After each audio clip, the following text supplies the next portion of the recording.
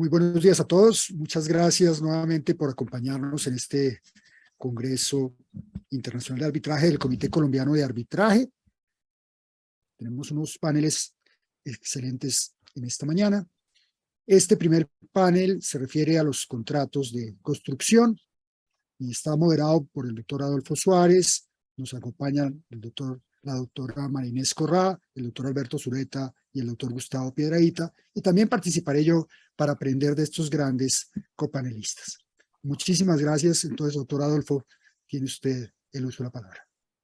Muchas gracias, doctor Juan Pablo. Yo quiero empezar por agradecerle al Comité Colombiano de Arbitraje, en especial al doctor Juan Pablo Cárdenas y a los demás miembros del comité que han participado en la organización de este evento, que ha sido un absoluto éxito. Agradecerle también al Centro de Arbitraje de la Cámara de Comercio de Bogotá por toda la organización y todo el apoyo logístico que nos ha prestado, en particular al doctor Gustavo Piedrahita, quien hoy también nos acompaña como panelista, y naturalmente al doctor Alberto Zuleta y a la doctora María Inés Corrá, quienes también nos acompañan hoy como panelistas.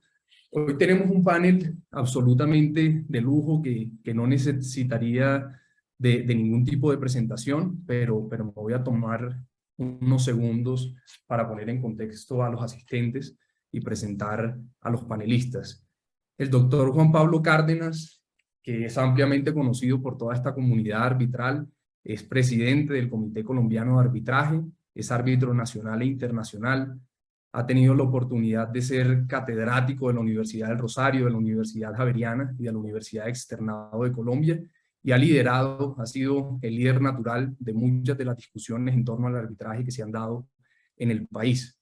Contamos también con la participación del doctor Alberto Zuleta, que es socio del equipo de resolución de conflictos de Cuatro Casas, es un reconocido abogado litigante y árbitro, también ha tenido la oportunidad de ser catedrático de la Universidad de los Andes, de la Universidad Javeriana y de la Universidad Privada Boliviana, y ha escrito múltiples artículos asociados a arbitraje nacional e internacional. Desde Argentina nos acompaña la doctora María Inés Corrá, es socia y co-head de las áreas de Derecho Administrativo, Regulación Económica y Arbitraje Internacional de Bonchil. Es abogada litigante y árbitro internacional. Ha tenido la oportunidad también de ser catedrática de la Universidad de Buenos Aires, de la Universidad Católica de Argentina y de la Universidad Torcuato Di Tella. Y es presidenta, ha tenido la oportunidad de ser presidente del capítulo en Argentina de la Comisión de Arbitraje de la CCI. Y finalmente nos acompaña también el doctor Gustavo Piedrahita, quien es director del Centro de Arbitraje de la Cámara de Comercio de Bogotá. Ha tenido la oportunidad también de participar como catedrático de la Universidad de La Sabana, de la Universidad del Rosario y de la Universidad Javeriana, también de la Universidad Sergio Arboleda. Es árbitro nacional e internacional, y aprovecho también para felicitarlo por su reciente inclusión en la lista de árbitros internacionales de la Cámara de Comercio de Lima. Ha impulsado desde el rol en los distintos cargos que ha ocupado en la Cámara de Comercio importantes discusiones también asociadas al arbitraje. Bienvenidos todos a este panel y muchas gracias por permitirme acompañarlos en estas discusiones que vamos a dar en torno al arbitraje y particularmente en torno a los conflictos asociados a contratos de construcción el día de hoy. Sin más, quiero pedirle inicialmente, para poner un poco en contexto a todos los asistentes a este panel, al doctor Gustavo Piedrahita, si es posible que nos dé algún contexto general de las estadísticas que tiene el Centro de Arbitraje y Conciliación de la Cámara de Comercio de Bogotá en relación con los litigios asociados a contratos de construcción. Muchas gracias, doctor Adolfo. Un saludo muy especial a usted, por supuesto, al doctor Juan Pablo por la invitación, al Comité Colombiano de Arbitraje y al doctor Zuleta, a la doctora María Inés por acompañarnos en esta charla. Pues básicamente yo le cuento, en lo que atañe a la construcción y a este sector específico de la construcción, hemos encontrado que este ha sido un año, el 2022 y el 2021, han sido un año particularmente buenos para la generación de este tipo de controversias en el Centro de Arbitraje y Conciliación. ¿Esto qué podría estar demostrando? Podría estar demostrando confianza en el sector en cuanto a lo que hace a los mecanismos de resolución de controversias. Por contar simplemente unos datos, este año se ha recibido radicación de al menos 17 casos, de 17 demandas en arbitraje nacional en este sector de la construcción, cuando hemos venido de unos años en los cuales en el 2019 uno solo, en el 2020 de pronto 6, y hemos empezado a venir creciendo, casi alcanzando los niveles de años muy buenos como en el año 2015, donde fue el año en el que más demandas de este sector recibimos, cuando recibimos 24. ¿Eso qué nos empezaría a generar? Pues nos empezaría a generar una certidumbre que este va a terminar siendo un año en el que el sector de la construcción va a ser uno de los grandes sectores en los cuales administramos casos de arbitraje nacional. Nosotros claramente tenemos identificados los sectores por su mayor afluencia o menor afluencia en lo que hace a radicaciones de demandas de arbitraje nacional, internacional, conciliación y en general todos los servicios del centro, pero hemos encontrado una respuesta muy positiva en el sector de la construcción, como dije, en este año, lo cual nos está generando además una sensación de que hay confianza y que debemos estar cercanos más a este tipo de sectores. Ya, aunque no tiene que ver con arbitraje, pero simplemente para comentarlo, en conciliación, por ejemplo, que es otro de los grandes servicios que administramos nosotros, este año se han radicado en este específico sector 2.906 solicitudes de conciliación, que cercanas también a las casi 3.170 que tuvimos el año pasado. ¿Eso qué nos está generando? Con esto daría el paso a otra pregunta adicional para otro panelista, doctor Adolfo, que es un sector que tiene confianza en los mecanismos de resolución de controversias y que por supuesto es un sector que es cercano a este centro de arbitraje y conciliación, en el que por supuesto se ven reflejados la mayor cantidad de demandas y con algunas estadísticas y datos e indicaciones que más adelante también compartiré. Muchas gracias, doctor Gustavo. Entrando un poco en los temas que realmente representan pues, unas situaciones bastante complejas en materia de arbitraje de construcción, yo quiero preguntarle a la doctora María Inés Corrá sobre un aspecto en particular que usualmente genera mucha conflictividad en los asuntos de construcción y está asociado a los cambios regulatorios. Por regla general, la ejecución de obras de infraestructura de interés general tienen dos componentes en particular. Tienen una duración prolongada en el tiempo y tienen una relación muy estrecha, doctora María Inés, como usted lo sabe, con los aspectos regulatorios. Esa unión genera que durante el tiempo en el que se ejecutan las obras sea posible que existan cambios regulatorios que dan lugar a disputas. Quisiera preguntarle en relación con este tema, ¿a qué dificultades se enfrentan las partes de un contrato de infraestructura de interés general con ocasión de los cambios de regulación en aspectos regulatorios? Bueno, muchísimas gracias, Adolfo. Empiezo, por supuesto, agradeciendo al Comité Colombiano de Arbitraje, al doctor Juan Pablo Cárdenas y a todos los que integran el panel. Es un enorme placer y honor para mí estar con ustedes y compartir esta conversación. Bueno, a la pregunta. Efectivamente, los contratos que involucran el desarrollo de infraestructuras públicas o infraestructuras de interés general tienen o están expuestos a ciertos riesgos, principalmente al riesgo regulatorio, que es el que estás mencionando, y esa exposición y ese riesgo es mayor.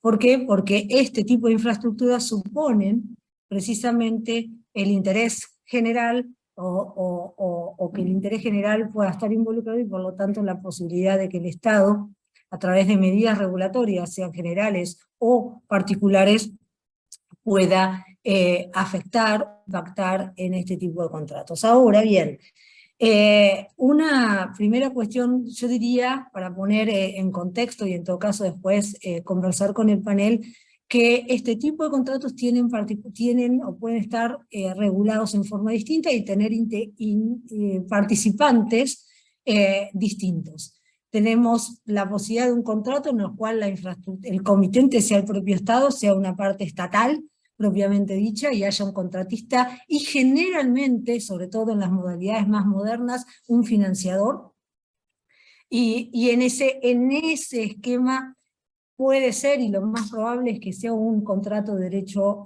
público, sometido al derecho administrativo, pero también puede haber, y esto depende de cada regulación y cada ordenamiento jurídico, como sectores que desarrollan infraestructuras de interés general, porque en definitiva abastecen o están relacionadas con un servicio público, un servicio de interés general, pero que por la regulación del ordenamiento sean sectores desregulados. Y por lo tanto, haya allí contratos propiamente o sometidos a derecho privado. Por ejemplo, en estos esquemas puede haber, y doy el ejemplo argentino, pero no es el único, donde contratos de abastecimiento de energía eléctrica puedan incluir, digamos, la construcción, por supuesto, de una planta de generación eléctrica o termoeléctrica o de renovación, o el desarrollo de un parque de energía renovable, y que allí haya una estructura distinta, por ejemplo, donde haya una licitación pública porque el Estado interviene y es el que contrata como comprador la energía eléctrica que se va a producir a partir de la planta que se desarrolle, un titular del proyecto, propiamente, que es el titular de la planta, que va a desarrollar esa planta y que va a ser el vendedor de esa energía eléctrica, doy el ejemplo, ¿sí? Y ese a su vez tener su contratista, y allí está el contrato de subcontrato, en este contrato madre de construcción, y un financiador. Es decir, que hay partes relacionadas. Entonces tenemos, por un lado, contratos que pueden ser de derecho público, derecho administrativo, sometidos al derecho administrativo, con parte estatal propiamente dicha, y por el otro lado, contratos que están sometidos al derecho privado. Y en estos casos, en ambos casos, cambios regulatorios impactan distinto y sobre todo en la distribución de riesgos y los mecanismos para corregir o eventualmente reaccionar frente al impacto de estos cambios son distintos. Entonces, para ir concluyendo algunas cuestiones en esta primera participación. En primer lugar, lo que hay que ver es lo que dice el contrato, porque estos son riesgos, ¿sí? Dijimos, y por lo tanto el contrato puede tener cláusulas en las cuales trata este riesgo. En los cambios legislativos, o cambios legales, como esté definida esa expresión en el contrato, lo que pueden establecer las partes, sea esta en una parte estatal en un contrato de derecho público o partes privadas, lo cierto es lo que pueden establecer es qué pasa frente a ese riesgo. Y lo que dice el contrato debe prevalecer, desde ya, porque hay dos principios que tanto en uno y otro contrato, sea el derecho aplicable, que se aplican, dos principios, buena fe y pacta sus servanda. Es decir, eso tiene que cumplirse. Es altamente probable, y es lo más usual, que haya alguna regulación de ese riesgo.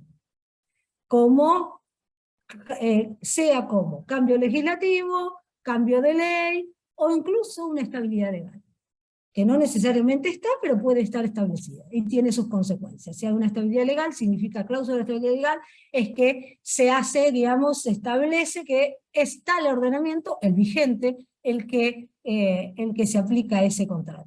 Por lo tanto, si luego hay cambios, o bien no se aplican, o hay una reparación, una compensación, si se pretende esa aplicación. Es decir, que puede haber regulación, y eso debe ser atendido. Ahora, si no hay esa regulación del riesgo, entonces se empiezan las teorías. En un contrato de derecho público, las teorías son el área administrativa y el área económica. Esto está regulado en derecho administrativo, el hecho del príncipe, ¿sí? Y sus consecuencias, pero es una regulación bien distinta a un contrato de derecho privado, que también puede suceder, y en donde vamos a encontrar en general el rebus sic stantibus, digamos, y las teorías que aparecen para corregir situaciones, y por supuesto las condiciones establecidas para esto. En general, y para terminar, cuando sí interviene el Estado, y no estamos en contrato de derecho privado propiamente, donde las partes, básicamente eso es un hecho del principio, puede asociarse tanto a una teoría de la impedición como a una fuerza mayor según su efecto. En el otro espacio, como digo, hay una tensión, y con esto concluyo, que tenemos que admitir, entre la potestad regulatoria en aras de interés público que tienen los estados, y que significa que pueden ir cambiando su legislación y adoptando medidas, en general estas generales, para poder satisfacer ese interés público que va cambiando, y el respeto de los derechos adquiridos y las legítimas expectativas.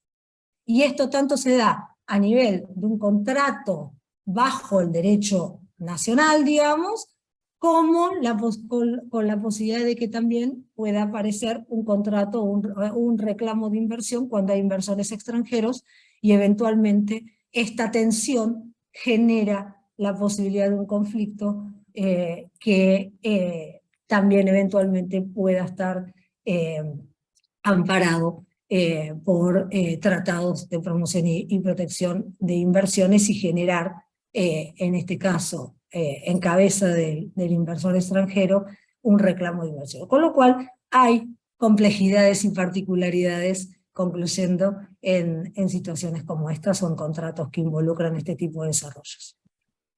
Muchas gracias, doctora María Inés.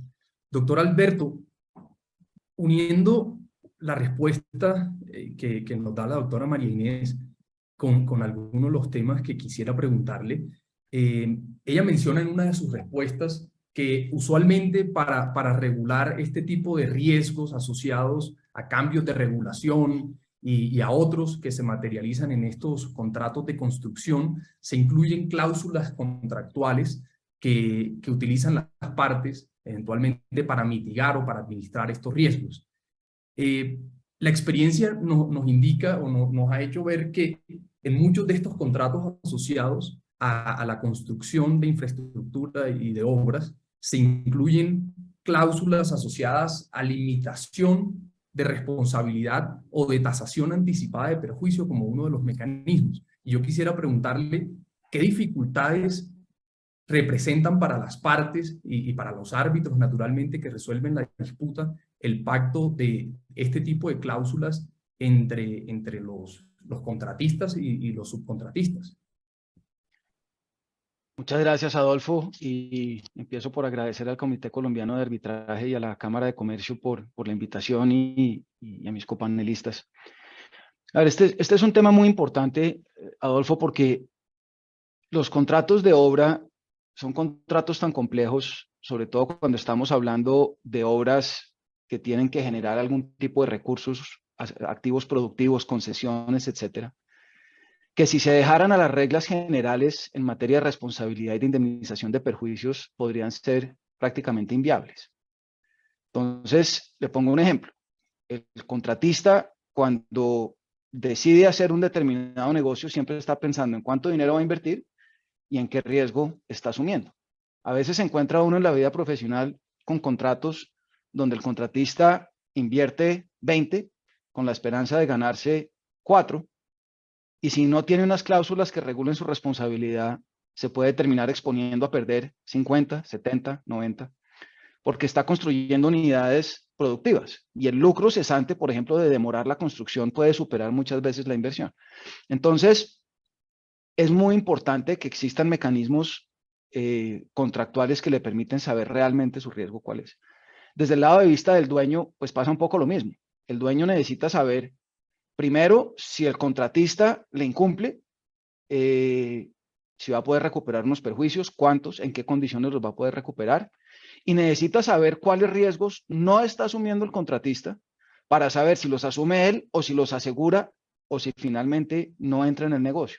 Y todo esto parte de un principio fundamental, y es: nunca hay un contrato de obra en el que una sola de las partes asuma la totalidad de los riesgos. Es decir, siempre están entre las dos partes repartiéndoselos de alguna manera.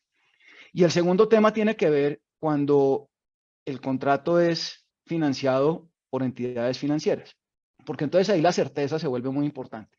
Que los bancos puedan saber en el futuro, si se presentan cosas inesperadas o si alguna de las partes incumple, eso qué impacto va a tener en el esquema de financiación. Entonces, ¿qué es lo que se hace? Se escoge un esquema general de distribución de riesgos, y me refiero a riesgos en sentido amplio, no en sentido estrictamente jurídico.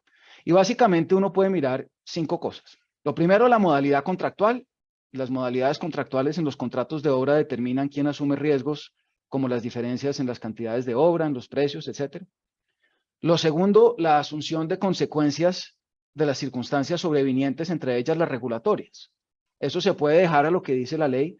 Hay leyes, la ley colombiana, por ejemplo, en materia de imprevisión en contratos estrictamente privados, es muy poco útil. En contratos estatales es diferente porque tenemos el principio del equilibrio económico.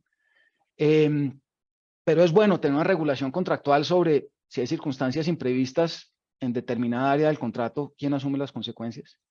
Tercero, la regulación de la fuerza mayor. Uno encuentra muchos contratos que tienen cláusulas muy largas de fuerza mayor, donde tienen ejemplos específicos de lo que considerarían fuerza mayor y lo que no considerarían fuerza mayor. Eso en modificación de las reglas puramente legales, cosa que la ley colombiana permite y la ley en general permite. Entonces eso le establece a uno un marco general de quién se está arriesgando a qué. Pero luego vienen ya los temas propiamente dichos de responsabilidad. Entonces miremoslo primero desde el punto de vista del dueño. El dueño dice muy bien, si a mí me incumplen, me van a indemnizar, cuánto me van a indemnizar y qué tengo que hacer para que me indemnicen. Los contratos de obra que son excesivamente complejos tienen muchas dificultades para el dueño a veces, porque establecer el incumplimiento a veces no es fácil. Y establecer la causalidad entre un determinado incumplimiento y un determinado daño a veces tampoco es fácil. Entonces, eso se trata a veces de simplificar con cláusulas de tasación anticipada de perjuicios, donde se establece que si ocurren determinadas cosas, el contratista estará obligado a unas determinadas indemnizaciones. Y eso lo que hace es aliviarle la carga al dueño de tener que probar unas cosas que, dependiendo del nivel de complejidad de la obra, son cada vez más difíciles de probar. Lo segundo es los contratos de construcción de activos productivos normalmente tienen como una de sus limitaciones, y ahorita voy a hablar de las limitaciones, el lucro cesante, precisamente por lo que decía hace un rato.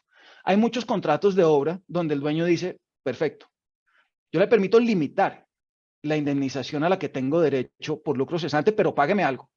Entonces, hasta una determinada demora, usted está obligado a una determinada indemnización que tiene eventualmente una limitación, pero la exclusión absoluta del lucro cesante, pues puede ser excesiva para el dueño. Y desde el punto de vista del constructor, es muy importante que pueda limitar su responsabilidad por lo que decía al principio. Entonces, los diferentes ordenamientos jurídicos permiten que se establezcan de lado y lado estos mecanismos que le terminan dando al contrato como tal un panorama bastante claro sobre qué va a pasar el día que algo salga mal, porque se materializa un riesgo que nadie previó, porque alguien incumplió, porque algo salió mal.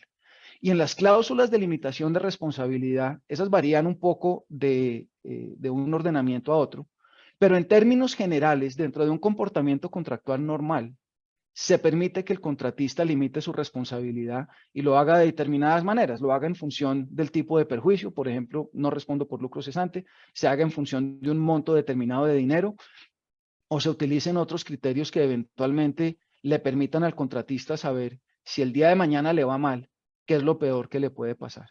Entonces, todo esto tiene, digamos, un desarrollo jurídico y unos principios de los que voy a hablar más adelante en la presentación, pero es muy importante dentro de este tipo de contratos que esto se pueda hacer, porque si esto se dificulta más allá de lo que es razonable, podría hacer los proyectos perfectamente inviables. Y como decía al principio, hace muchos años vi un caso en que efectivamente la inversión del contratista era como de 22, por decir algo, y se demoró porque se equivocó, aceptó que se había equivocado. Si se le hubiera cobrado el lucro cesante, de acuerdo con las reglas normales de los perjuicios que están en el Código Civil, eso le hubiera costado 80. Entonces, esa es una circunstancia que haría inviable el proyecto. Entonces, cuando la gente decide si acepta o no participar en un proyecto, mira cosas como esas y por eso, sea el contratante una entidad estatal o sea el contratante una entidad particular, es muy importante que las partes puedan regularse de esta manera porque eso le da certeza al negocio que se está haciendo y es importante que el derecho lo permita dentro de unos cauces, obviamente, que no vayan a contrariar principios fundamentales sobre los que voy a hablar más adelante. Muchas gracias. Muchas gracias, doctor Alberto. Doctor Cárdenas, en las respuestas que ha dado la doctora María Inés y que ha dado el doctor Alberto, hay un tema común y está asociado a que normalmente en este tipo de relaciones jurídicas asociadas a la construcción, no solamente existen unos contratos principales, sino también se dan unos subcontratos y que son propios de la dinámica económica de este tipo de relaciones jurídicas. Usualmente esas relaciones jurídicas, cuando hay contratos principales y subcontratos, pueden llevar a que exista una coligación contractual entre las distintas relaciones jurídicas existentes entre las distintas partes. ¿Qué implicaciones de cara a la resolución de las disputas y de cara a la ejecución de los negocios jurídicos de construcción tiene la existencia de contratos coligados en relación con contratos y subcontratos? Muchas gracias, Adolfo. Muchas gracias a todos los asistentes por la presencia hoy aquí. Realmente el problema es bastante complejo porque obviamente en el mundo contemporáneo el contratista no va a ejecutar el proyecto y sobre todo cuando se trata directamente el proyecto, no va a ejecutar directamente el proyecto y sobre todo cuando se trata de project finance. El proyecto es un esquema financiero en el cual el contratista lo que va es a incorporar un montón de agentes que van a financiar por un lado y por otro ejecutar el proyecto. Entonces hay muchos contratos involucrados dentro de todo el esquema contractual. Y eso presenta muchos desafíos desde varias perspectivas. Desde la perspectiva puramente de régimen aplicable, encuentra uno una diferencia fundamental muchas veces. El contrato principal es un contrato sujeto al derecho público. Es un contrato que tiene entonces incorporado en él todos los principios tradicionales del derecho público y en particular lo que mencionaba Alberto, el principio del restablecimiento del equilibrio económico. Pero los subcontratos usualmente son contratos de derecho privado. Y entonces eso genera unas tensiones particulares, porque si uno piensa, y Alberto lo alcanzó a señalar, que se presenta un evento que afecta la ejecución del contrato, como decía María Inés, un cambio regulatorio, o incluso otra situación que hemos vivido bastante en nuestros países latinoamericanos. El Estado adjudica un contrato partiendo de que él va a lograr que el entorno que se va a desarrollar el contrato funcione muy bien, y me estoy refiriendo a los esquemas de transporte masivo, por ejemplo, y entonces todo el esquema contractual es diseñado bajo un escenario en que tanta gente se va a mover, en que las obras van a costar tanto, y en la práctica eso no se da. Y entonces la pregunta es, ¿cómo resolver ese tema? Para empezar, incluso ahí viene la discusión de si hubo un incumplimiento de la entidad estatal que no adoptó las medidas necesarias para que ese entorno se diera, o lo que hay es un problema de un hecho que la superó y que debe dar lugar a un restablecimiento del equilibrio económico. Pero una es la situación del contrato celebrado con el Estado, que tiene unas reglas de restablecimiento del equilibrio económico, y otras son los subcontratos que ese contratante principal celebra y que tienen que ajustarse a la teoría de la imprevisión. Y entonces la teoría de la imprevisión, que aunque a menudo se dice que no ha funcionado nunca, realmente uno encuentra en el arbitraje casos en que se ha aplicado de alguna manera, pero la teoría de la imprevisión conduce a resultados distintos. Para comenzar, en la filosofía del contrato estatal, el Estado está obligado a restablecer el equilibrio bajo la filosofía de que el contratista es un colaborador del Estado y que por consiguiente el Estado lo debe colocar en posición de no pérdida para asegurar que la actividad administrativa y lo que busca el Estado se logre. Mientras que en el contrato privado, ustedes recuerdan que el Código de Comercio establece que se puede acudir al juez para restablecer el equilibrio. La doctrina ha dicho que en todo caso hay un deber de las partes por los deberes secundarios de conducta de tratar de renegociar el contrato para tratar de salvarlo. Pero al final el juez, dice la ley, va a realizar los ajustes que la equidad indique. Y esa equidad indique hasta dónde va, cómo funciona. No es lo mismo que en el contrato estatal. Incluso vale la pena señalar que algo que María Inés señaló. Hay sectores de infraestructura que están sujetos al derecho privado. Y por ejemplo, hay una sentencia del Consejo de Estado del año pasado, tal vez, una empresa de acueducto que dijo, usted contrata bajo derecho privado, señor, empresa de acueducto, usted no tiene por qué aplicar reglas de restablecimiento de equilibrio económico que son propias de la contratación estatal.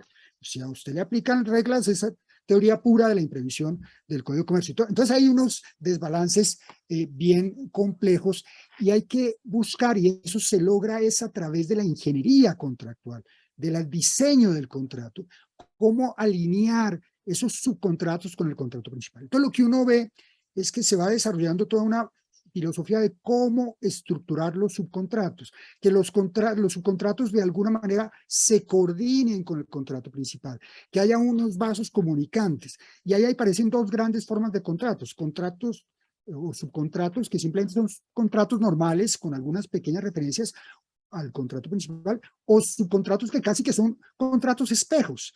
Y entonces esos contratos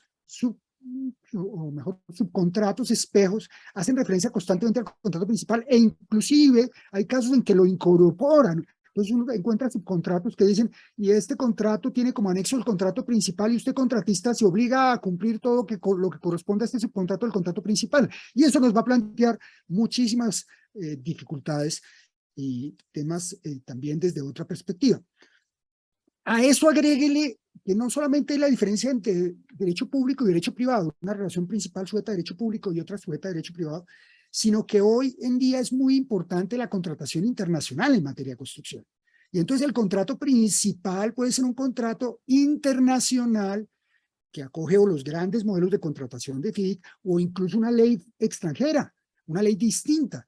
Y el subcontrato es un contrato puramente doméstico, sujeto a derecho colombiano. Entonces ahí empieza la tensión nuevamente, porque puede haber cláusulas del contrato principal que no funcionen en entorno doméstico, o incluso por puro error. Yo conozco casos, y seguramente ustedes también los han visto, en que el subcontratista copia todo lo que está en el contrato principal, incluso cláusulas de resolución de conflictos que fueron diseñadas para entornos internacionales. Entonces hay todo ese conflicto que se presenta, y ahí la única forma de salir avante en esos temas como medida precautoria es acudir a buenos abogados como Marinés o Alberto, que diseñen el mapa completo, el contrato principal lo tomen en cuenta y diseñen los subcontratos teniendo en cuenta ese contrato principal, y prevean reglas para el desarrollo del contrato que permita que los contratos funcionen correctamente, y para el conflicto, porque hay que mirar el tema del conflicto. Pero creo que ese tema lo tenemos para más adelante, Adolfo,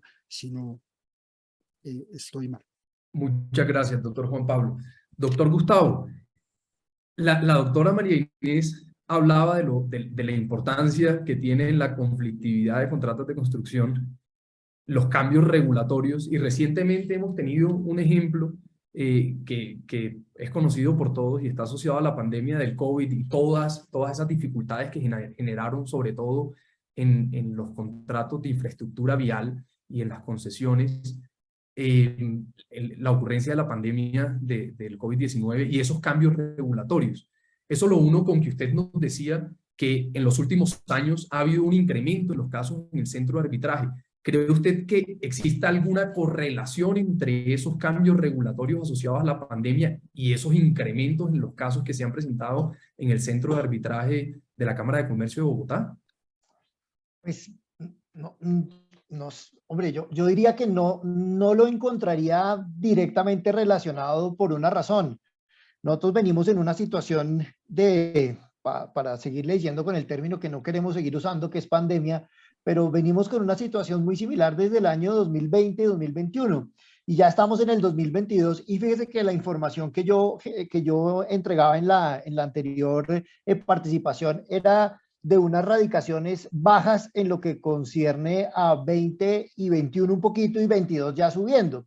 Luego no entenderíamos, yo no podría pretender que estuviera atado lo uno con lo otro. Además, partiendo de una base, que es algo que no podemos dejar de considerar. Las partes en muchas ocasiones tratan de optar por los arreglos directos, tratan de optar por llegar a acuerdos directamente para evitar acudir a mecanismos arbitrales o incluso para ir a la justicia específicamente por las distintas razones.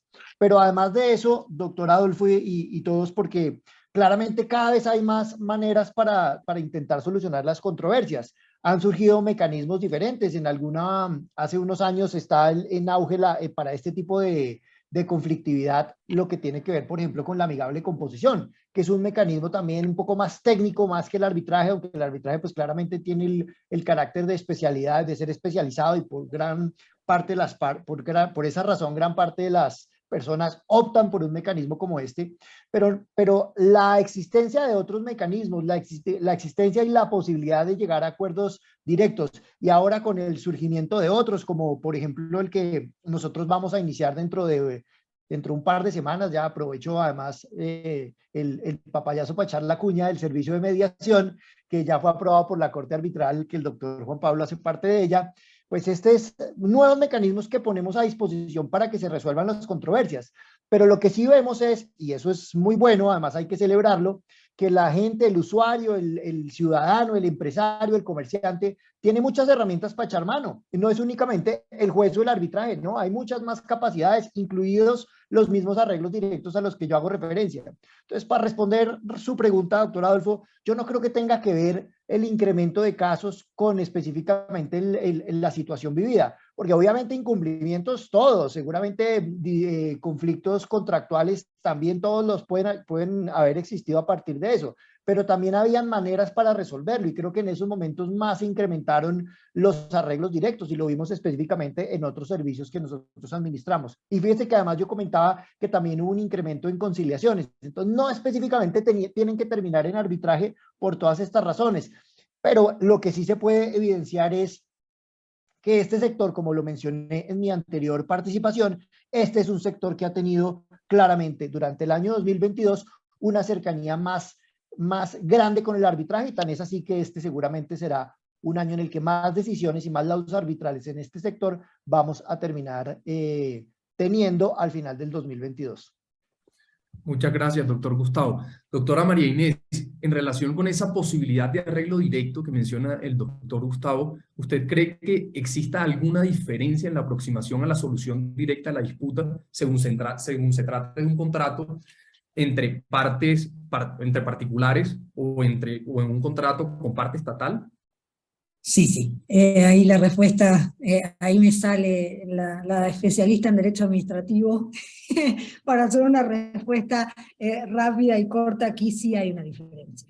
En el contrato privado obviamente las partes disponen y pueden hacer los arreglos y los cambios y las negociaciones que consideren pertinente. En un contrato de derecho público, y más si son contratos que en una licitación, por ejemplo, se asignan, ¿sí?, a más de un contratista, por ejemplo, los PPA que digo, o en otro tipo de contratos que salen de la misma licitación, surgen varios contratos adjudicados bajo los mismos términos. El Estado tiene un principio inverso a los privados, que es el principio de legalidad. Básicamente tiene que solo puede hacer lo que el ordenamiento le permite, y tienen las contrataciones públicas un principio claro que se reproduce en todos los ordenamientos, que es el principio de igualdad. Entonces, estos principios limitan la posibilidad del Estado de hacer o deshacer. No puede hacer otra cosa distinta a los términos que tiene de referencia o a su legislación, y además, sobre todas las cosas, no puede pactar con uno lo que no pacta con el otro, si no hay elementos objetivos y igualmente aplicables para todos que lo justifiquen. En general, esta es la regla.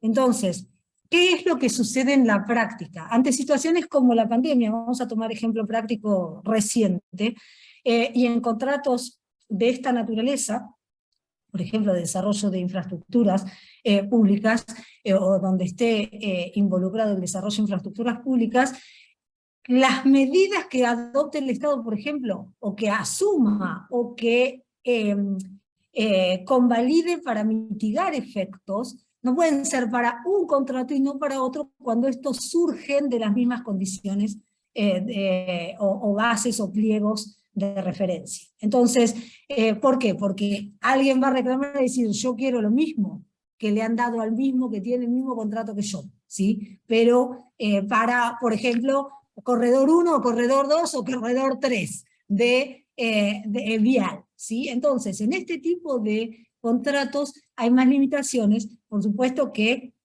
en general estas limitaciones van a estar dadas cuando se da surgen de una misma licitación o de un mismo programa, ¿sí?, bajo los mismos términos y referencias, y esto los estados lo tienen en cuenta. Tienen en cuenta el impacto respecto de otros contratos del planteo que le hace un contratista. siempre en estas situaciones que se replican, ¿sí? Y que pueden tener esta invocación del principio de igualdad, que no es siempre y en todos los contratos, porque por supuesto el acueducto con el PPA, con el corredor vial o lo que fuera, no tienen, digamos, son todos con el Estado probablemente, pero no, uno no puede respecto de otro invocar lo mismo. En general, cuando surgen de mismas licitaciones, y son varias las adjudicaciones, y sobre los mismos pliegos y de bases y condiciones. Pero hay más limitaciones sin ninguna duda para este tipo de decisiones que son las que uno intentaría en primer lugar para evitar tener que llegar a la última instancia, que es un proceso adversarial con una resolución adjudicativa. Muchas gracias, doctora María Inés. Doctor Alberto, usted nos hablaba de esas cláusulas de exclusión y de limitación de responsabilidad. Y yo quisiera preguntarle si de cara a la resolución del conflicto existe alguna diferencia en la aproximación que deben hacer las partes y los árbitros según se trate de cláusulas que limiten la responsabilidad o de cláusulas que excluyan totalmente la responsabilidad. Y quisiera también que en su respuesta nos pueda hablar de qué límites existen de cara a la eficacia de las cláusulas en el pacto de este tipo de cláusulas. Muchas gracias, Adolfo. Sí, este es un tema muy importante porque digamos que en derecho civil en general existe la idea de que a quien se le exonera de antemano de responsabilidad, pues no se está obligando. Porque si yo asumo una obligación por cuyo incumplimiento no tengo que asumir consecuencias, pues es difícil catalogar ese compromiso de obligación en el sentido jurídico. Entonces, las cláusulas de exclusión total de responsabilidad, en términos generales, se consideran nulas. Ahorita vamos a ver las condiciones para la validez de las cláusulas de limitación. Entonces, normalmente estamos hablando realmente son de cláusulas de limitación de responsabilidad. Pero digamos que si uno toma ese principio que acabo de denunciar, que en el Código Civil nuestro se describe como la imposibilidad de condonar el dolo futuro. Si uno toma eso, digamos, como el principio que ampara la validez de la cláusula, surgen unas complejidades. Entonces, ¿cuáles son los límites que existen? Y voy a hablar de unos que ha mencionado nuestra Corte Suprema de Justicia y otros que salen de la doctrina. El primero es el que acabo de mencionar, el dolo o la culpa grave.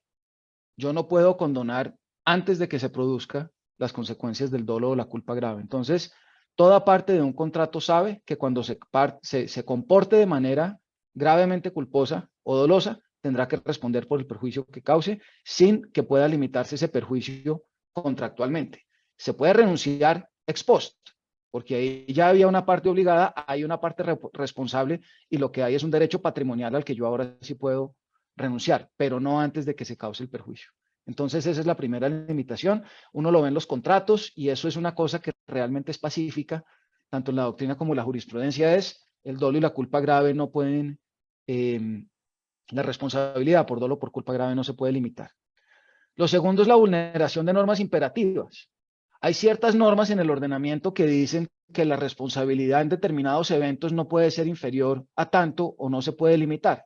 Si la ley lo dice, pues son casos específicos en los que sencillamente la cláusula no puede contrariar lo que la ley diga.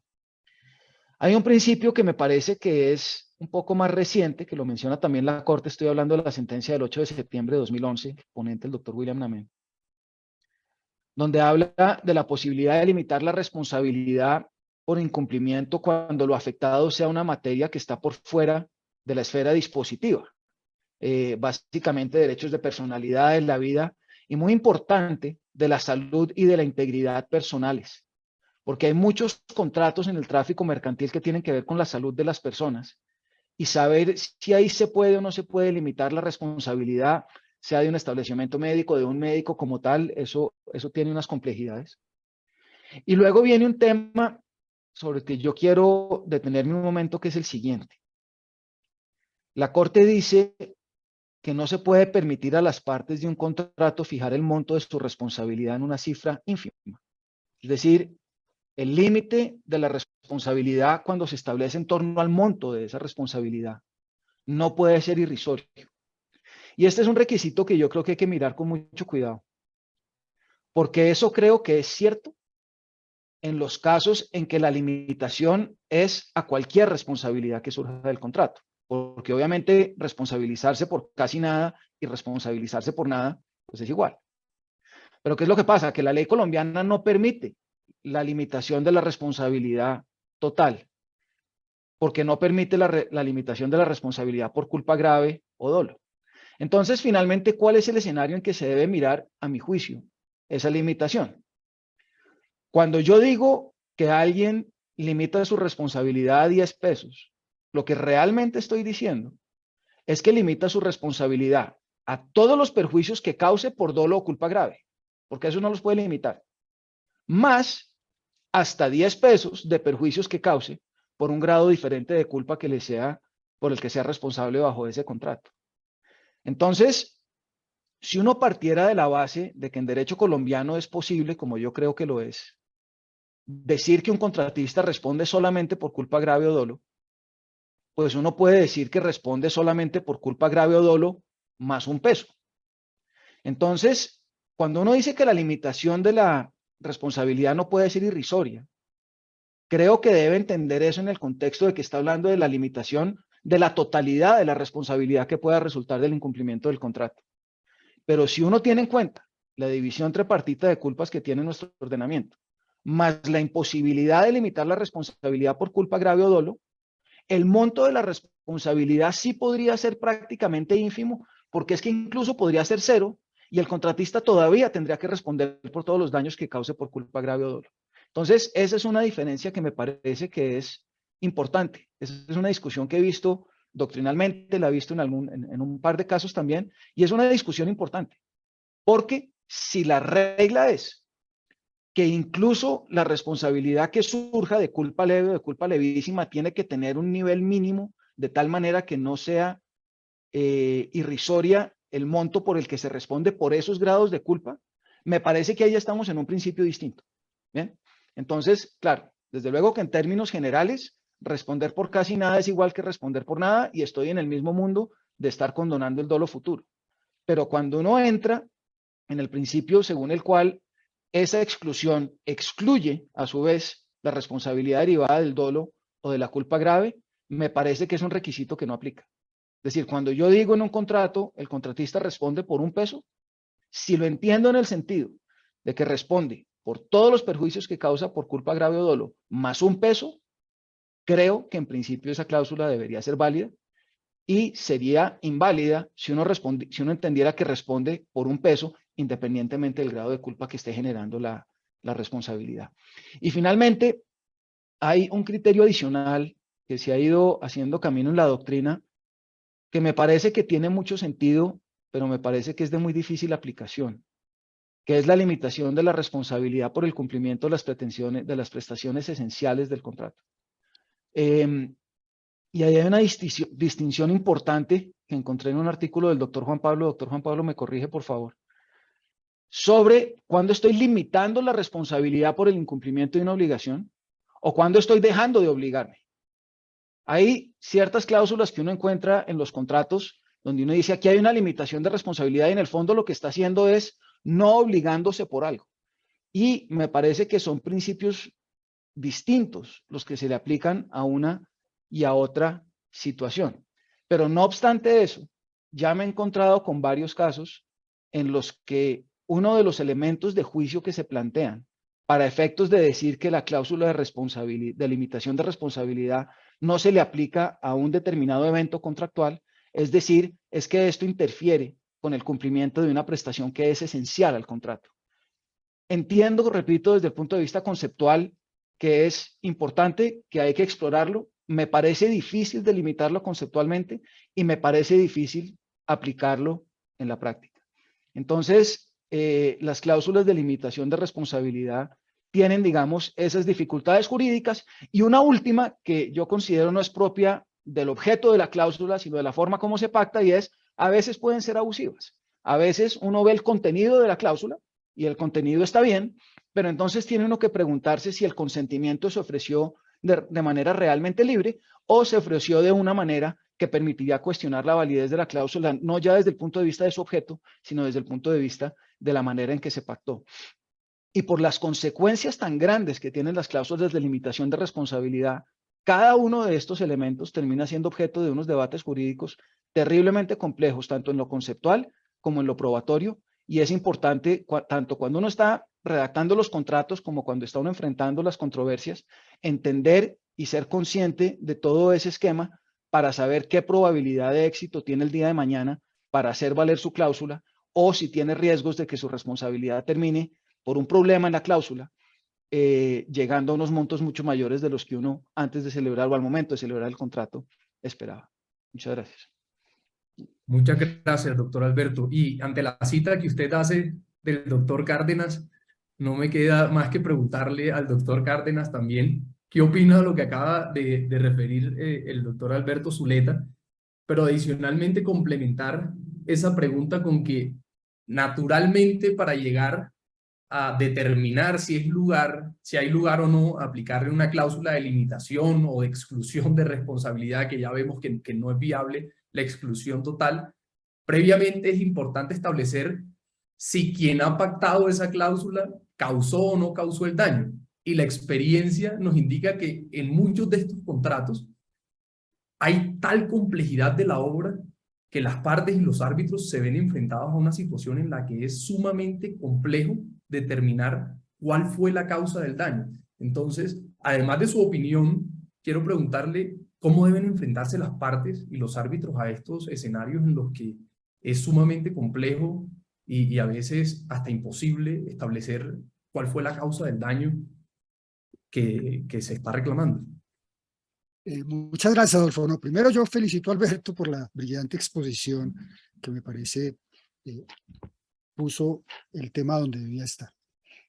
Hay un primer comentario sobre lo que dijo Alberto y es una discusión que yo he visto mucho en tribunales y es cuando el contrato dice simplemente que se exonera de responsabilidad al contratante y ahí a menudo se piensa esa cláusula redactada de esa manera es inválida y se invoca una sentencia por allá del año 1935, 1936 de la Corte Suprema que en un párrafo parece decir eso. Pero como lo dijo Alberto, si uno la piensa esa cláusula en la forma como la pensó Alberto, que dijera, salvo culpa grave o dolo, el contratante se exonera de responsabilidad, esa cláusula clarísimamente es válida. Entonces yo siempre me he preguntado si en esos debates que a menudo se dan sobre cláusulas redactadas de esa manera, no debería jugar el principio de la preservación de la voluntad de las partes y darle un efecto útil a la cláusula, es decir, entender que esa cláusula está exonerando de lo que se puede exonerar. Esa es la posición, era la posición del ya fallecido Christian Lagumé. Lagumé pensaba eso, que esa cláusula era válida, solo que era clarísimo que no podía aplicarse a culpa grave o dolo. Eso es como una primera idea. Ahora, en el tema de la causalidad, hay como dos aspectos que vale la pena mirar. Un aspecto de derecho sustantivo y un aspecto de la realidad de la prueba. Y el aspecto de derecho sustantivo, y vale la pena insistir en él, es que a veces se piensa en temas contractuales de la responsabilidad por el hecho de otro bajo los mismos principios de la responsabilidad extracontractual. Y realmente la responsabilidad contractual y la extracontractual funcionan de manera muy distinta cuando se trata de la actuación de alguien que no es la persona a la cual se le quiere reclamar la responsabilidad. Porque la responsabilidad por el hecho de otra materia extracontractual opera en los casos claramente establecidos en la ley 2347, 2349, en el caso de operarios, contratistas o terceros, solo en los casos que el patrón, dice el código, responde por el hecho de los sirvientes.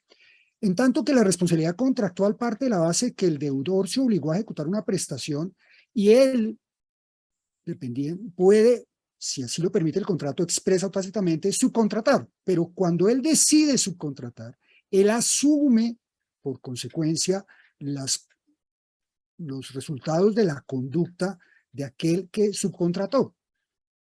Entonces no hay que pensar allí en términos de responsabilidad extracontractual, sino pura responsabilidad contractual. Quien subcontrata asume los hechos del subcontratista en cuanto que estén claramente vinculados al subcontrato que ejecuta y a la prestación contratada en el mismo, o por lo menos dentro del campo del contrato. Entonces, ahí hay que tener en cuenta esa precisión. Eso nos ayuda mucho porque claramente cuando no se sabe muy bien quién causó el daño, si fue el contratista principal o el subcontratista, pues muchas veces no importa, porque finalmente si es uno de los dos, pero lo que es un subcontrato, el contratista principal responde por el hecho del subcontratista en lo que se refiere a la ejecución misma del subcontrato, sin perjuicio de que ese contratista principal que tiene que responder al que le encargó la obra pueda a su turno repetir contra el subcontratista.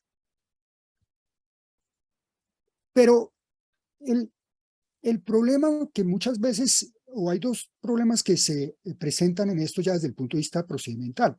Uno, primero, los escenarios donde se desarrolla la controversia. ¿Y por qué los escenarios donde se desarrolla la controversia? Y eso lo veremos creo, más adelante. Porque puede haber pactos arbitrales tanto en el contrato principal como en el subcontrato. Y entonces aquí viene un debate que es sobre un solo hecho y usted tiene dos pactos arbitrales. ¿Cómo da ese debate en un lado y en el otro? Eso genera unas complicaciones que después espero que tengamos tiempo de abordar. Y el otro tema procesal muy complejo ya no es saber si es el contratista o el subcontratista el que causó el daño, porque ambos responden finalmente por la ejecución del contrato, sino si realmente es un hecho del cual deba responder el contratista o subcontratista. Y es que a pesar de que uno piensa que la ingeniería, por ejemplo, es una ciencia exacta, cuando algo pasa, y a mí me ha pasado mucho con puentes, me ha tocado muchos litigios de puentes que se caen, encuentra uno en la realidad que los ingenieros no están de acuerdo. Y los dos, uno dice que se cayó porque se fatigó el material, porque ya era un puente muy viejo y se rompió una pieza, y el otro dice, no, se cayó porque usted sobrecargó el puente de esta manera o no lo reforzó de esta manera, y entonces se vuelve un tema muy difícil. Y ahí lo que quiero señalar que hay que acudir a todas las herramientas que nos ofrece las reglas de arbitraje, particularmente todas esas que le permiten al juez arbitral o al tribunal arbitral mejor hacer un ejercicio útil de contradicción de la prueba pericial y particularmente la conferencia de peritos. La conferencia de peritos, que también se llama en derecho doméstico el careo de peritos, es utilísima porque al árbitro le permite establecer realmente dónde está el núcleo de la controversia, en dónde están separados los dos peritos y apreciar realmente en muchos casos la fortaleza de los argumentos de uno y otro. Entonces hay una herramienta procesal útil. Pero inclusive muchas veces ni siquiera así logra uno saber la realidad. Y lo curioso es que a veces la respuesta la dan los principios básicos del derecho contractual.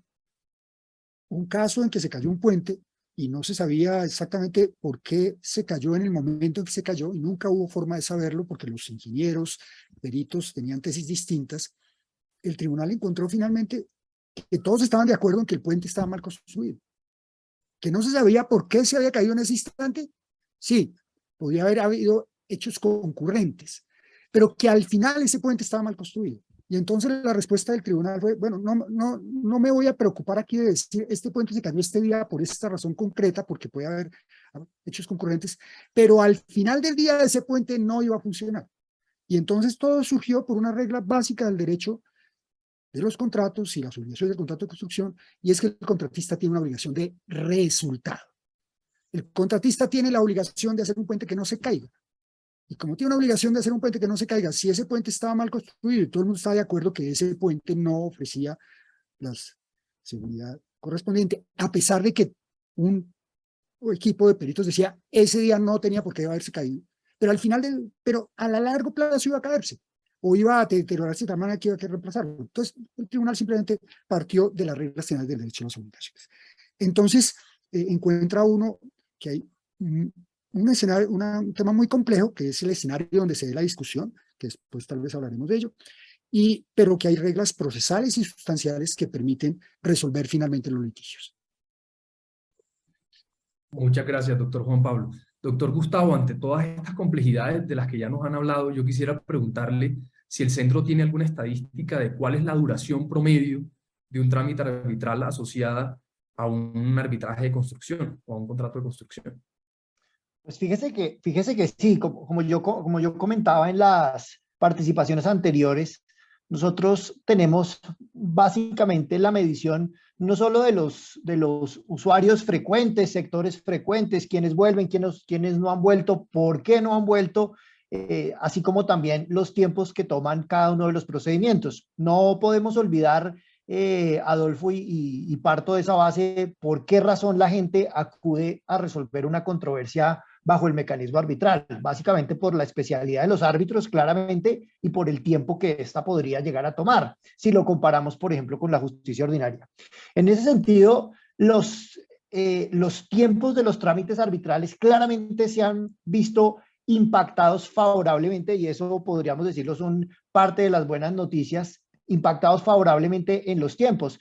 Por supuesto, la virtualidad que generó la emergencia sanitaria y la necesidad de atender audiencias por mecanismos no presenciales, pues inmediatamente esto es un impacto directo a los tiempos. Que usted ya no tenga que desplazarse, bueno, en fin, todo lo que hemos debatido durante el tiempo hace que los tiempos de un procedimiento claramente se reduzcan. Pero además de eso, contar con árbitros especializados y también contar con centros que promuevan la resolución rapidísima de los conflictos genera la reducción misma de estos. Entonces, fíjese, por ejemplo, que en arbitraje, un trámite de arbitraje o arbitral en una controversia del sector de la construcción tiene una duración aproximada más o menos entre 16 y 17 meses. 16 y 17 meses todo el procedimiento. Nosotros tenemos estadísticas porque obviamente hay que medirnos en el que un procedimiento de resolver una controversia ante la justicia ordinaria puede tomar 17 meses, pero eso es una sola instancia apenas. Aquí estamos hablando de que toda la duración del procedimiento puede estar alrededor de los 17 meses, pero a esos 17 meses le seguimos implementando mecanismos de celeridad, por lo que estaba diciendo doctor Adolfo al comienzo. No se nos olvide la gente por qué acude a un procedimiento arbitral, cuál es la razón por la cual se decanta por uno o por otro, o por qué desde el contrato han pactado el arbitraje, y claramente la rapidez con la que se pueda resolver una controversia es fundamental. Y por eso nosotros, tanto desde el centro como desde la Corte Arbitral,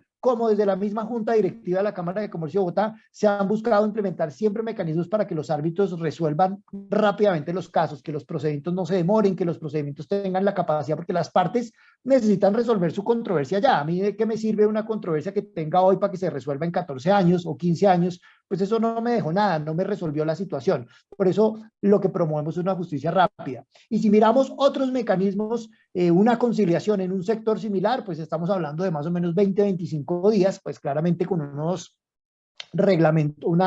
reglas totalmente, unos procedimientos totalmente diferentes, y en la amigable composición estamos hablando de 10 meses.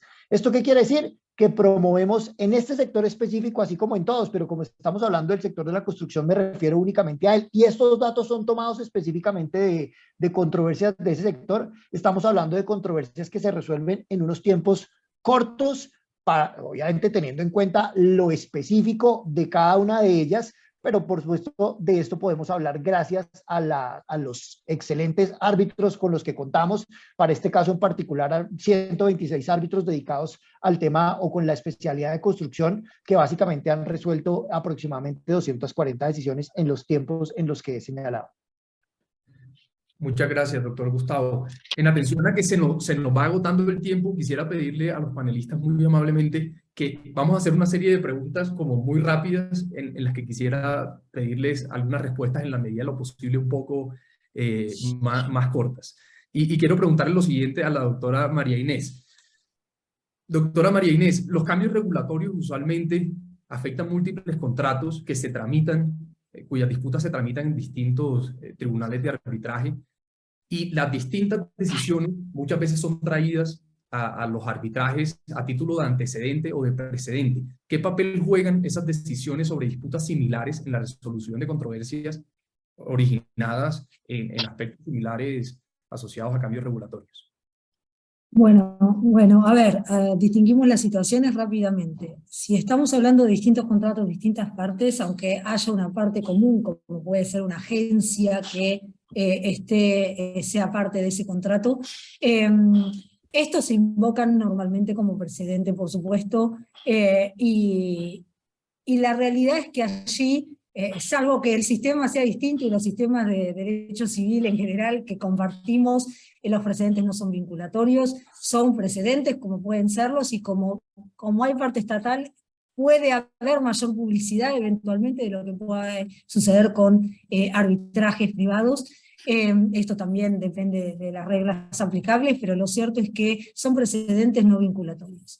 Ahora, lo interesante es cómo se para el tribunal frente a esto, ¿no? Y si hay un cambio de actitud por haber una parte estatal allí. Esto depende de cada tribunal. En general los tribunales, los árbitros internacionales no se mueven hacia tener una cierta deferencia si hay una línea de precedentes, simplemente resuelven, y si están de acuerdo, estarán de acuerdo y coincidirán, pero si ven que hay posturas distintas, incluso no porque hay hechos distintos, sino porque lo ven distinto, resolverán de acuerdo a lo que entienden que es la solución jurídicamente, si es de derecho, como en estos casos suele ser aplicable, ¿sí? Eso es así. Ahora, ¿qué pasa si en realidad es entre las mismas partes? Porque esto también puede suceder en un contrato de obra o en un contrato, digamos, a largo plazo, de concesión de obra y que pueda tener, digamos, distintos instancias de disputa entre las mismas partes. Acá lo que en ocasiones sucede es que se invoca la cosa juzgada. ¿Sí? Por ser las mismas partes, si bien puede llegar a ver, lo que quiero decir es que lo invocan, aunque sean digamos, periodos, por ejemplo, en ocasiones es por periodos, o la situación que está involucrada es la misma y en ocasiones lo invocan. Entonces hay que analizar si efectivamente la cosa juzgada podría proceder o no. Pero por supuesto no existiría en casos con partes distintas y objetos claramente distintos y situaciones claramente distintas. Pero estas son las situaciones que yo he visto además y que pueden generarse. Pero la respuesta, sobre todo cuando hablamos de un tribunal compuesto internacionalmente, y yo creo que los domésticos en general también, los precedentes en nuestros sistemas no son vinculatorios. Y por lo tanto, el tribunal para eso se compone, para poder hacer una resolución de acuerdo a lo que entiende que debe resolver, aplicando el derecho a los hechos que se le han presentado. Muchas gracias, doctora María Inés. En el mismo sentido, doctor Cárdenas, ante esa multiplicidad de procesos o distintos trámites arbitrales, quiero hacerle, que guardan naturalmente una relación, quiero hacerle una pregunta, no tanto desde el punto de vista de la procedencia o no de la acumulación, sino desde el punto de vista práctico. ¿Es conveniente que los árbitros acumulen los distintos procesos arbitrales relacionados? Y a su vez, en aquellos casos en los que se establezca que no es conveniente acumularlos en un mismo trámite arbitral, ¿cómo debe administrarse ese riesgo asociado a que existan decisiones contrarias asociadas a un mismo asunto? Sí, es un tema muy, muy interesante, y yo arrancaría por lo primero. En la práctica uno encuentra situaciones de esas. El contrato principal está sujeto a un foro determinado de solución de controversias, por ejemplo, un dispute board o un amigable componedor en derecho colombiano, y los subcontratos también tienen su propio foro de resolución de disputas. Y entonces viene la pregunta, ¿cómo administrar eso? Lo primero que vale la pena recordar es que la regla básica en arbitraje es que cada tribunal va en principio a resolver las controversias que surgen del contrato que incorpora o al cual se refiere el pacto arbitral. Cada pacto arbitral va a dar lugar en principio a un tribunal arbitral. En la ley colombiana en materia de arbitraje no se prevé la acumulación de trámites arbitrales expresamente, pero el hecho de que no se prevea expresamente no quiere decir que no pueda ser aplicable. De hecho, ha habido tribunales que lo han aplicado. bajo un poco la perspectiva de la posible aplicación de las reglas generales de procedimiento, pero también partiendo del respeto al consentimiento de las partes. Es decir, yo he tenido casos de acumulación de procesos, pero partiendo siempre del acuerdo de las partes en ese sentido. Y entonces viene esa pregunta que tú haces, ¿cómo decidir qué es conveniente o no? La verdad es que uno se enfrenta a un problema complejo desde el punto de vista de las propias partes, porque el dueño de la obra, cuando se enfrenta a un litigio de construcción, no le gusta normalmente enfrentarse no solo al contratista, sino a todos los subcontratistas, porque eso le hace el proceso arbitral terriblemente complejo. Ya no tiene que enfrentar a una persona, sino a 10 personas, a 10 abogados, y eso lo hace muy complejo. Y para el propio tribunal también lo hace bastante difícil. Manejar un proceso con tantas partes no es una labor fácil. Entonces, aunque se pueden prever casos, y puede haber casos que sí sea muy conveniente la acumulación, cuando los puntos son muy focalizados, hay otras técnicas que se pueden aplicar, y incluso hay modelos de contratos internacionales que contemplan vasos comunicantes en el sentido de, por ejemplo, permitirle al subcontratista que conozca los escritos del tribunal arbitral donde el contratante y el contratista están discutiendo el punto. Permitirle a él aportar información, colaborar en el trabajo de los argumentos que se presentan ante el tribunal y suspender el proceso arbitral que podría haber sobre el subcontrato hasta que se decida el contrato principal, porque lo peor que podría ocurrir en muchos casos es que se decida el tema con el subcontratista y todavía no se ha decidido el tema realmente entre el contratante y el contratista principal, porque eso puede generar un cortocircuito, es decir, puede generar el tema de que en el tribunal principal se considere que no hay responsabilidad del contratista y en el tribunal que resolvió el subcontrato se diga sí hay responsabilidad del subcontratista, una situación claramente contradictoria que debería regularse. Entonces, la acumulación de procesos es dificilísima realmente cuando se trata de conflictos de construcción. Puede haber casos en que se justifique, pero tiene que ser sobre temas muy concretos, y más recomendable parece ser una coordinación de los diferentes procesos para ese efecto. Ahora, hay una complejidad adicional que quiero destacar del tema que señaló María Inés, que he visto en la práctica, y es que la extensión de los alcances de un fallo arbitral depende de la ley aplicable al proceso arbitral, porque en los sistemas anglosajones hay situaciones que son más amplias que la cosa juzgada tradicional de nuestros sistemas civilistas, que supone la triple identidad. En Estados Unidos y en Inglaterra hay lo que llaman el collateral estoppel, que parte de la base que si ya se litigó un asunto frente a una parte y se decidió ese asunto y esa parte tuvo la oportunidad de presentar todos sus argumentos y se decidió, esa decisión que tomó ese tribunal arbitral en que esa parte participó puede llegar a ser oponible en otro tribunal arbitral con otro contratista, pero el mismo tema, es decir, el tema es común, pero es otra persona con otro pacto arbitral, y sin embargo, en Estados Unidos y en Inglaterra a veces consideran que esa decisión es vinculante. En nuestros sistemas, pues habrá que ver cómo se aplica, pero en los sistemas nuestros tradicionales normalmente se ha aplicado la triple identidad. Puede haber casos en que ciertos países apliquen conceptos parecidos. Entonces, ese es como la gran dificultad. No sé si...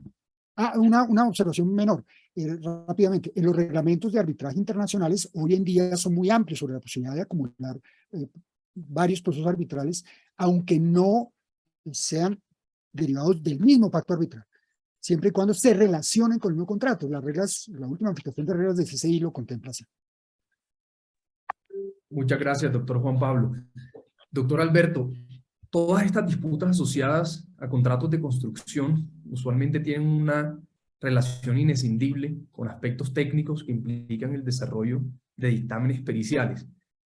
En su experiencia, yo quisiera preguntarle qué espera un árbitro y qué considera usted como apoderado de parte que debe ser el enfoque de un dictamen pericial en este tipo de procesos para evitar que los árbitros se vean enfrentados a múltiples dictámenes periciales con posiciones absolutamente contrarias y disidentes? Tocó la pregunta más fácil. Bueno, a ver, yo le diría esto. Yo le diría esto, Adolfo. Primero, el mecanismo, digamos, uno como árbitro, y pues a uno le toca de ambos lados, lo primero que uno hace es mirar los peritos en que están de acuerdo. Eso es muy importante, porque entonces uno va delimitando realmente el problema cuál es. Después, cuando uno ve los desacuerdos, uno trata de entender el origen del desacuerdo. Porque hay desacuerdos que parecen ser desacuerdos técnicos, pero realmente son desacuerdos provenientes de que la premisa de la que están partiendo es distinta, y esa premisa a veces es jurídica, a veces es fáctica, pero no técnica. Entonces el tribunal puede eventualmente decir, no, la premisa no es esta, sino es esta. Entonces ahí ya empieza uno a eliminar, digamos, el nivel del desacuerdo. Pero finalmente llega un momento en que sí hay un desacuerdo técnico. Entonces, ahí pueden pasar varias cosas. Lo primero que uno eventualmente aspira, tanto como parte y como árbitro, es a que los peritos, y esto puede ir un poco de suyo, pero sean claros en el fondo del desacuerdo, y sobre todo en arbitraje internacional, en que los peritajes se hacen de la mano de los abogados, a veces no son tan claros porque tienen componentes argumentativos. Un perito no debería estar argumentando realmente, un perito debería estar explicando cosas. Entonces yo creo que en la gran mayoría de los casos, si uno hace ese ejercicio que acabo de explicar, de tratar de entender bien en qué consiste la diferencia y tratar de ver si eventualmente la diferencia técnica es muy pequeña, pues ahí puede salir del problema. Si hay una diferencia técnica real, un mecanismo útil son los cuestionarios conjuntos de los peritos. No son exactamente careos, pero son como careos, y es que uno sienta a los dos peritos y empieza a preguntarles a ambos hasta que finalmente llega a alguna parte. Si finalmente uno como árbitro no puede llegar a una conclusión sobre qué pasó, como lo que explicaba el doctor Juan Pablo ahorita, pues desafortunadamente es lo último que uno como árbitro quiere hacer, pero a veces toca, porque no hay más remedio, le toca volcarse sobre las reglas, sobre la carga de la prueba. Si yo finalmente, es decir, un tribunal o un juez en cualquier determinada situación fáctica puede llegar a la conclusión de que no sabe qué pasó. Eso puede ser. Y eso pasa en contratos de construcción y pasa en muchas otras cosas. Y a él le toca a uno devolverse a quien tenía la obligación de probar qué pasó, porque esta será la persona que tenga que asumir las consecuencias de que esa prueba en el fondo no se haya podido producir. Pero yo sí creo que los tribunales en general tenemos más herramientas de las que se suele creer para ir delimitando los temas técnicos y poder puntualizar y traer a los peritos a que realmente le expliquen a uno si son, llamémoslo, desacuerdos enteramente legítimos, o si dentro del desacuerdo hay unas posturas adoptadas, no necesariamente en favor de su propia parte, pero a veces en favor de un propio sesgo sobre su comprensión de las cosas. Entonces, si uno termina limitando y excluyendo lo que son argumentos y finalmente uno llega a eso, deberían ser relativamente pocos las ocasiones en las que uno finalmente concluye que no sabe qué pasó, pero pasa. Y el derecho ofrece unas soluciones, como explicaba el doctor Juan Pablo, para eso. ¿Quién estaba obligado? No pudo cumplir. La obligación era de resultado. Él está obligado a demostrar la razón por la que no pudo cumplir. Y si no la pudo explicar, porque nadie sabe por qué el puente se cayó. A mí me pasó una vez con un incendio. Se incendió un depósito y nadie nunca supo por qué se había incendiado. Desde el punto de vista jurídico, terminamos concluyendo que el almacén general de depósito estaba obligado a entregar los bienes. No los entregó porque se le incendiaron, incumplió la obligación. No pudo probar por qué la incumplió, le tocó responder. Uno no quiere llegar allá, pero a veces toca. No sé si dije algo terriblemente controversial, no creo, sinceramente, pero esa sería como mi respuesta. Hemos llegado infortunadamente al límite de tiempo y se nos quedan varios temas por fuera. No sé, doctor Juan Pablo, si desde la organización podemos extendernos un poco más. Yo creo que sí, porque creo que teníamos unos minutos más, si no estoy mal. ¿A qué horas teníamos, Carolina? No sé si tengo... Sí, Sí, de 9:45 y 10 tenemos un reserva. Exacto, perfecto. Tienes razón. Nos Sí, quedan... sí, sí, exacto. Es que había yo pensé que de mirado pronto tenían... 9:45 y es 9:35, disculpas. Sí, sí, sí, sí. Tenemos unos minutos más, sobre todo para aprovechar a María Inés y al Claro Vic que sí. y a Gustavo. Doctor Gustavo, con la implementación de la amigable composición, hemos visto que en la práctica se han empezado a pactar algunas cláusulas por algunas entidades que remiten no a arbitraje, sino a amigable composición en atención a la solución técnica que debe dársele a estos procesos. ¿Cuál ha sido su experiencia desde el Centro de Arbitraje de la Cámara de Comercio en relación con la utilización de la amigable composición como mecanismo para solución de este tipo de conflictos? Se la voy a poner fácil, Adolfo, porque yo sé lo que es manejar tiempos en paneles de estos. La respuesta es muy rápida. Sí se ha visto impactado. Claramente se ha migrado a un mecanismo como la amigable composición. De hecho, las grandes entidades que manejan contratación pública en estas temáticas han migrado a una figura como la amigable composición por las distintas beneficios, ventajas que tiene en cuanto a costos, en cuanto a tiempo. Yo ya he señalado rápidamente dos de ellas en las participaciones anteriores, y aquí lo importante es resaltar lo que dije en la inicial. Tenemos que tener la capacidad de tener el mecanismo de resolución de controversias que se requiera a la medida. No tiene que ser ese arbitraje o entonces el otro, no, puede ser cualquiera de los que exista mientras se pueda brindar una solución pacífica, rápida, eficiente y especializada de una controversia. Yo dejaría ahí para que pueda seguir la tanda. Muchas gracias, doctor Gustavo.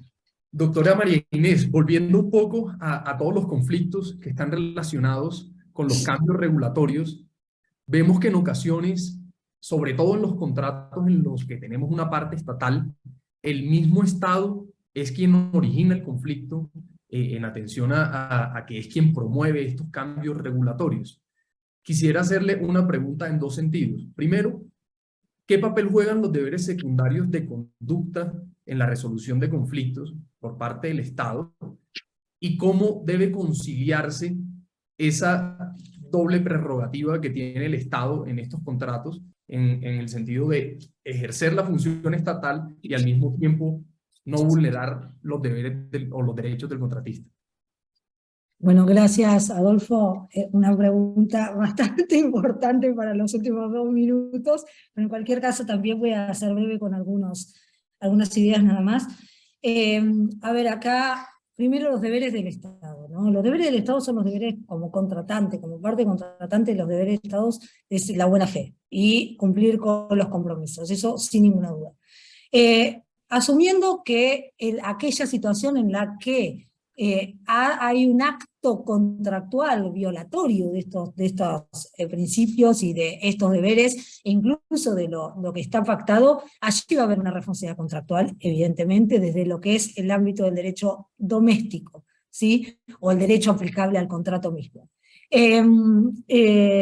Desde el punto de vista de las medidas regulatorias que son exógenas al contrato pero que lo afectan, allí entran con la parte estatal y asumiendo un contrato de derecho público, derecho administrativo, las figuras, además de lo regulado eventualmente para regulación de riesgo, si no hay, y en lo que no esté regulado, las figuras que están previstas con los principios que hoy hablaba el doctor Cárdenas del mantenimiento de la cohesión económica financiera, que es un principio en los contratos de derecho público, y las figuras conocidas como el área administrativa, que son estas medidas generales que pueden impactar también en un contrato de esta naturaleza, y diferenciándola de las medidas particulares que afectan directamente al contrato, porque la responsabilidad en uno y otro caso será distinta. Si la medida además es legítima o ilegítima, va a generar un tipo de responsabilidad, una extensión de responsabilidad distinta. Me interesa volver sobre el eje para mí básico, que es entre lo que son las prerrogativas de poder, si ellas son ejercidas incluso lícitamente y por interés público, y el respeto de los derechos adquiridos, ¿sí? Y de lo que sería la garantía de la propiedad, básicamente en términos más generales. Y ahí esa tensión en derecho administrativo la cubre la cubre. Tiene que haber un equilibrio y el principio de mantenimiento de la ecuación económica financiera, o cuando la medida es exógena y distinta, el hecho de que se colabore con el contratista, digamos, para que no absorba todos estos riesgos, son principios que tiene el derecho administrativo. Me interesa principalmente dejar esta última línea. Todas estas conductas pueden, además de la responsabilidad contractual o eventualmente extracontractual, pero dentro de lo que es el derecho aplicable,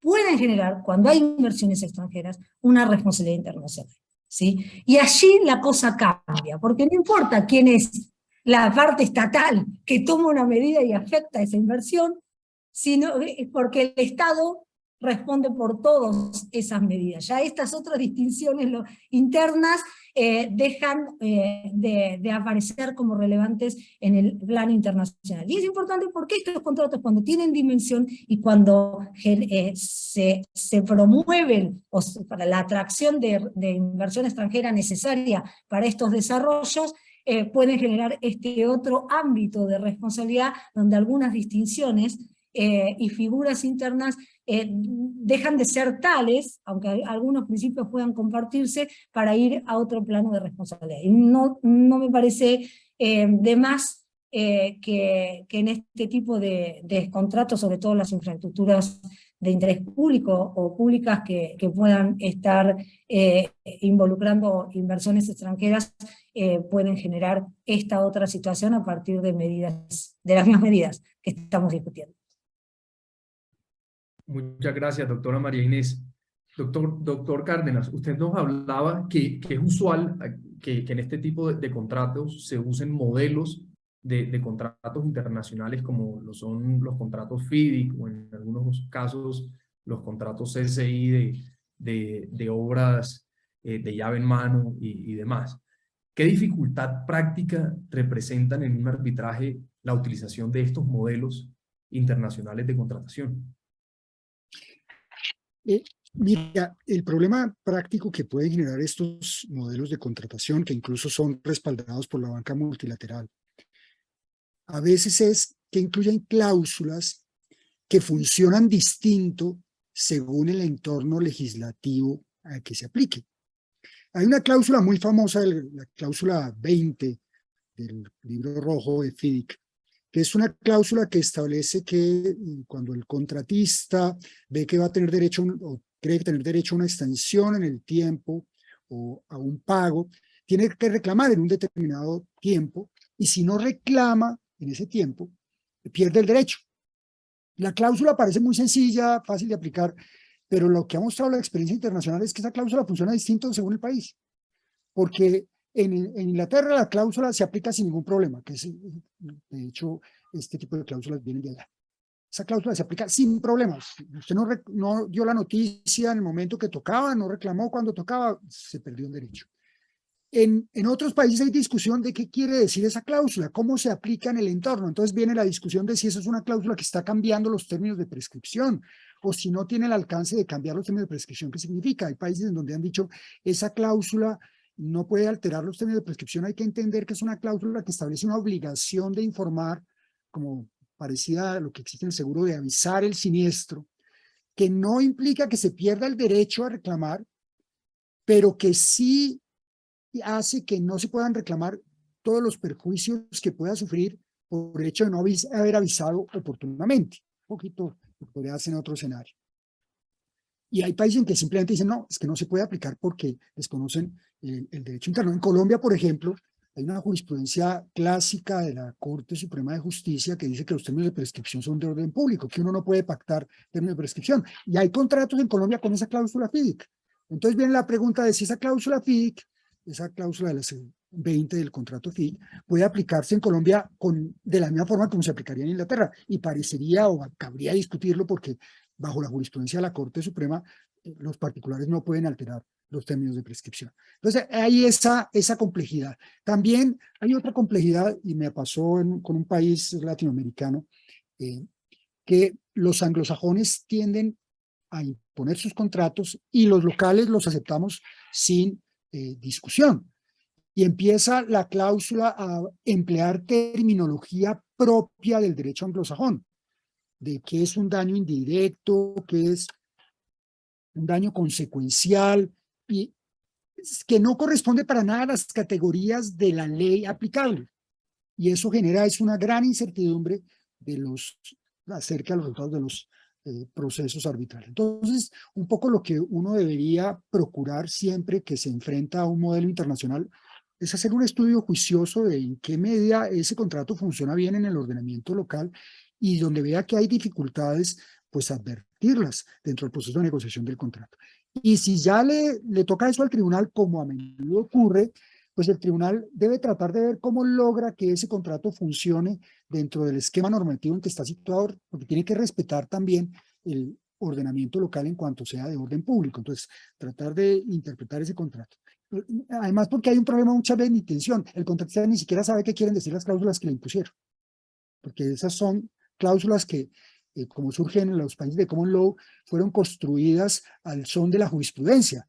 Los contratos de la common law son muchas veces tan complejos porque el redactor del contrato trata de reflejar todo lo que ha dicho la jurisprudencia y que sea aplicable al caso concreto.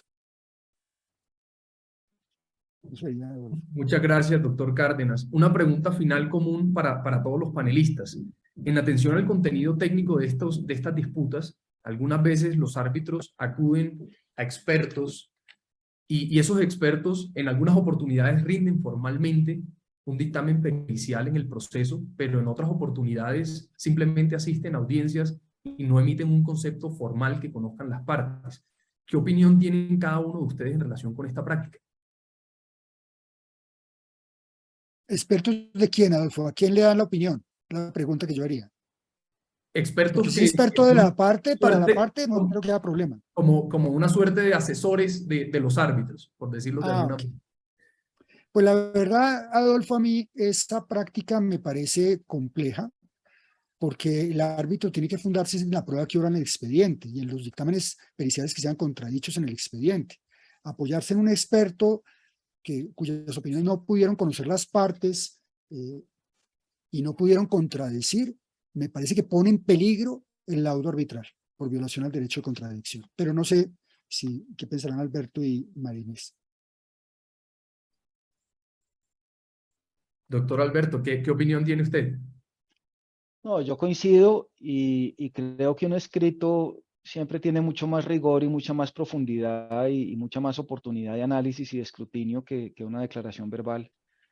De manera que además de los problemas de debido proceso que eso pueda presentar, como decía el doctor Juan Pablo, me parece que desde el punto de vista de su utilidad, yo no prescindiría del dictamen escrito. Doctora María Inés.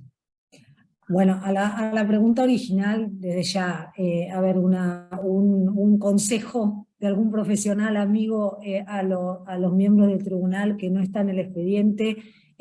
Sinceramente, como práctica no se puede estar diciendo, bueno, esta es la práctica, porque hay un tema de debido proceso. Efectivamente, el tribunal tiene pruebas rendidas, debe, como hablamos hoy, intentar conducir esa prueba, porque tiene el deber y la potestad de conducción del procedimiento, de tal modo que sea lo más útil posible, con la colaboración de las partes y de los propios expertos, para que entiendan que ese es el objetivo, que sea útil lo que han preparado y que pueda ayudar al entendimiento del tribunal. Con lo cual, este tipo de práctica eventualmente informal, efectivamente no creo que pueda convalidarse y establecer, mucho menos establecerse.